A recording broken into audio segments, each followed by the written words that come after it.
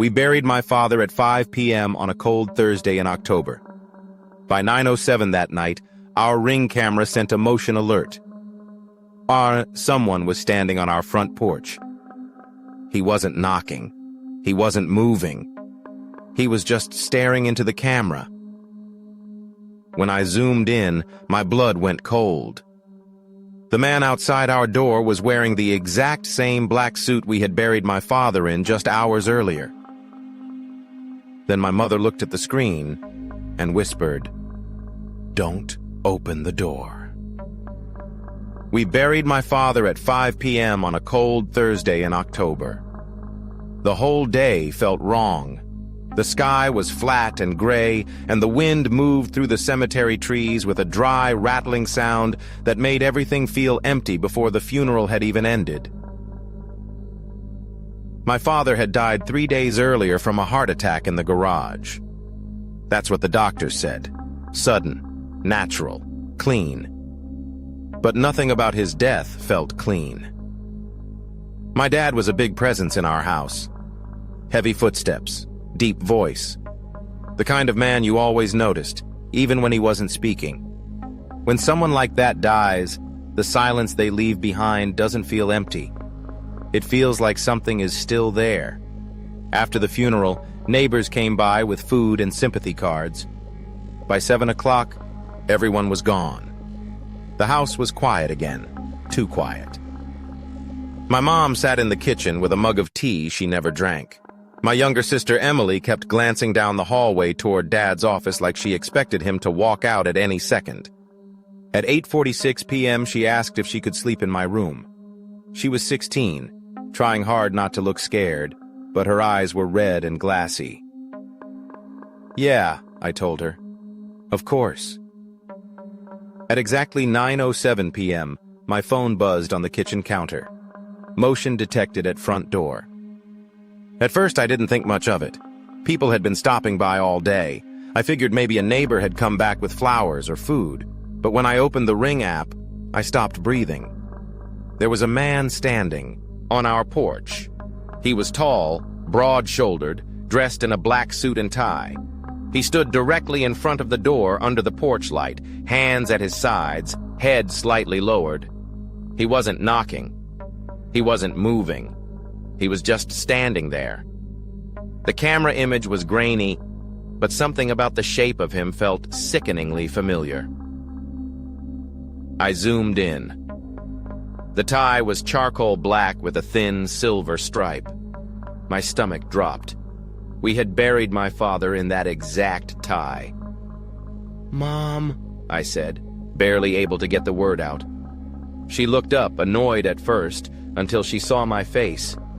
I turned the phone toward her. She stared at the screen for 2 seconds, maybe 3. Then all the color drained from her face.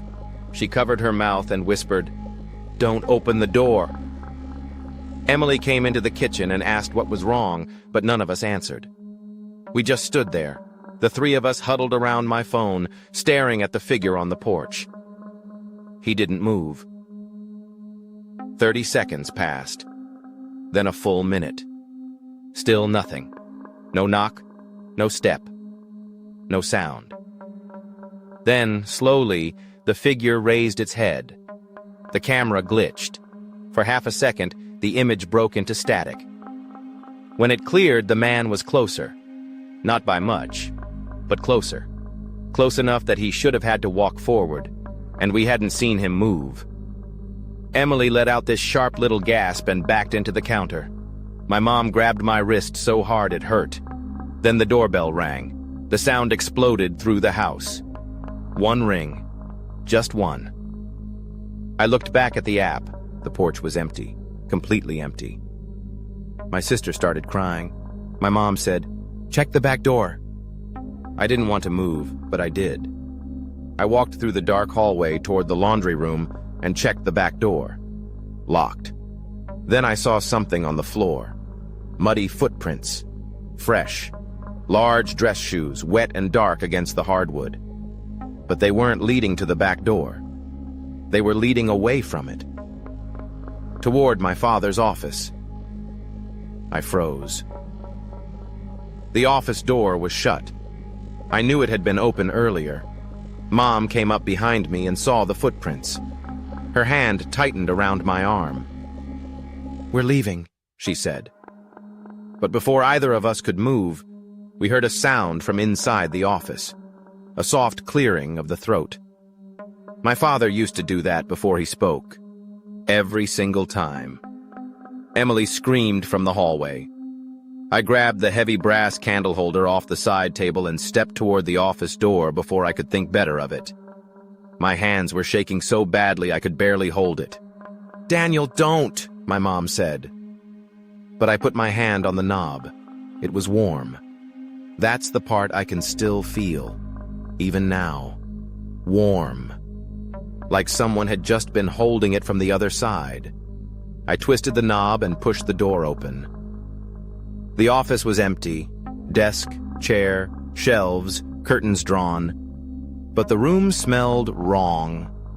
Damp earth, fresh, wet soil. Then I noticed the desk chair. It was spinning, slowly, as if someone had just stood up from it. On the desk was a folded funeral program from that afternoon. I knew it hadn't been there before. Written across the front, in my father's handwriting, were 4 words. "I'm not in there." My mother crossed herself under her breath. Then the desk lamp clicked on by itself. Emily screamed again. I turned toward the window and saw the curtain moving slightly inward. The window was cracked open. Cold air slipped into the room carrying the smell of wet dirt and something older, something rotten. Then something tapped on the glass. Once, twice, 3 times. We all looked at the window. There was a face behind the curtain. Pale, half hidden in shadow. One eye visible through the gap. My father's eye. Or something wearing it. My mom made a sound I had never heard from another human being. I swung the candle holder at the window. Glass shattered outward. Cold night air rushed into the room. The face was gone. We called the police. They arrived 10 minutes later and searched the house, the porch, the backyard, even the garage. One officer watched the ring footage 3 times without saying much. The other photographed the muddy footprints outside the office. They told us it was probably a prank. Maybe someone trying to scare a grieving family. But neither of them sounded like they believed it. We stayed in the living room the rest of the night with every light in the house turned on. At 3:20 a.m., my phone buzzed again. Motion detected, backyard. My heart nearly stopped. I opened the live feed. At first, I saw nothing. Then the backyard floodlight switched on. A figure stood near the tree line. Tall, black suit, one arm raised, pointing at the ground. The feed cut to black. The next morning, the police returned with us to the backyard. Near the spot where the figure had stood, the soil looked disturbed. One of the officers knelt and brushed away leaves and wet dirt. A piece of black fabric was sticking out of the ground. They dug for less than a minute before they found my father's suit jacket, still damp with mud. Then the tie, the same tie from the video.